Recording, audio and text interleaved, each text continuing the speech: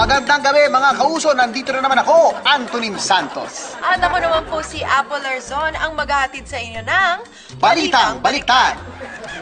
Hinihinalang isang bata ang nagpaputok ng kwitis ang dahilan ng hindi pagkasunog ng isang bahay sa may Santa Ana, Manila. Nailigtas ng pamilya Gomez ang lahat ng kanilang gamit at masaya nilang sinalubong ang bagong taon sa tabi ng kalsada. Sa balitang politika naman, si Mar Posas at si Major Naturete ay napabalitang nagpalitan ng matatamis na papuri at mababangong paghanga sa isa't isa na nauwi sa mainit na pagyayakapan at halikan. Meron pang napapabalita na maring sabay silang mag-withdraw ng kanilang candidacy.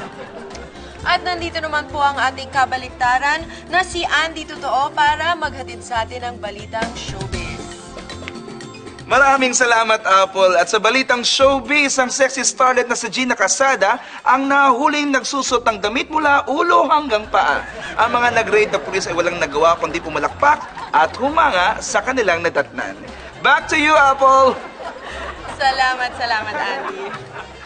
Mamaya lamang ay i-interview natin ang mga Amerikanong mapagmahal sa batas ng mga Pilipino.